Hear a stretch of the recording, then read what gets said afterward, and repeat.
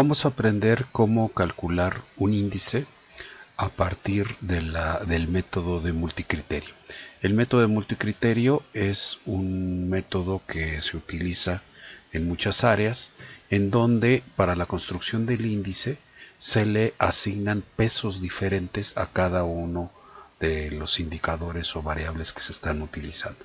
En este caso nosotros tenemos aquí 5 indicadores y esto se resuelve de la siguiente manera, ¿no? Entonces aquí está, índice multicriterio, ¿sí? Va a ser igual a la sumatoria de cada indicador multiplicado por su peso, es decir, el índice va a ser igual al indicador 1 por el peso 1, indicador 2 por el peso 2 y así sucesivamente hasta el 5. ¿Cómo se determina el peso que cada uno de estos indicadores tiene? Bueno, eso puede ser una decisión del investigador o puede ser en su defecto una opinión de los expertos de este tema, ¿no? Entonces, para esto, ¿cómo lo vamos a calcular? Bueno, nos vamos aquí con esta fórmula, entonces nos vamos aquí a transformar, calcular variable, y entonces le vamos a llamar int mult, de multicriterio, ¿no? Y dijimos que va a ser igual al indicador 1 multiplicado. Vamos a suponer en este caso que los expertos opinan que el indicador 1, lo que sea, tiene un peso del 15%, entonces lo multiplicamos por 0.15. Luego, abrimos paréntesis, es el indicador 2 multiplicado por el peso que según los expertos tiene, que es 0.2. Vamos ahora a sumar, abrimos un paréntesis, y es el indicador 3 multiplicado por el peso, que es 50%, 0.5, ¿sí? Sumamos,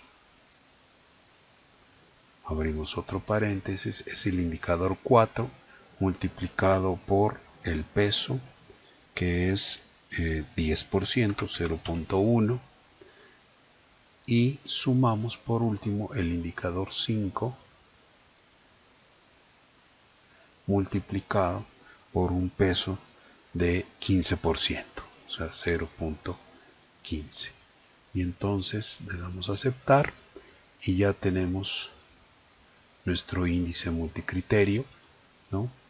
Donde si lo ordenamos en descendente, observarán que el valor máximo que adquiere es 84, y si lo ordenamos en ascendente, el valor mínimo que adquiere es 1.32, en función, por supuesto, de los pesos asignados según la opinión de los expertos. Ahora vamos a calcular a través de otra fórmula, otro tipo de índice. Este otro índice, el índice basado en criterios de planificación, se obtiene de la siguiente manera. Pero primero vamos a explicar los supuestos que subyacen aquí. El supuesto que subyace es que las características de algún lugar, en este caso estamos trabajando con una base municipal, solo puede llegar hasta el valor máximo de cada uno de los indicadores que contiene esta base de datos. Es decir, vamos a suponer que el indicador 1, el valor máximo que adquiere es 70, y entonces en función de ello es de suponer que dado que en algún lugar ya se llegó al 70, lo deseable es que en el resto de los lugares que tienen una concentración menor de esta característica podrían llegar al 70. Es decir, es un criterio, llamémosle así, conservador y prudente, en el sentido de que no pone lo deseable, sino lo posible. Claro que lo deseable sería que el 100% de las personas tuviesen, por ejemplo, casa propia. Sin embargo, si en algún lugar el 70% ya lo tuvo, es de suponer, pues, que sí es posible llegar al 70%. Tal vez el criterio que los políticos siguen es a veces prometer lo deseable, pero no lo posible. Entonces, por eso es importante saber calcular este índice, ¿no? Y este índice se calcula de la siguiente manera, ¿no? Entonces, un índice de planificación es el promedio de la sumatoria de cada indicador multiplicado, ¿no?, por 100, ¿sí?, y dividido por el máximo de ese indicador. Ese es un criterio muy sencillo. ¿Y cómo se resuelve esto en una fórmula lineal? Bueno, se abren dos paréntesis y el indicador 1 por 100 con el valor máximo que adquiere ese indicador. Luego más el indicador 2 por 100 con su máximo, y así sucesivamente hasta el 5, que es la base de datos que tenemos. Entonces nosotros vamos a hacerlo así.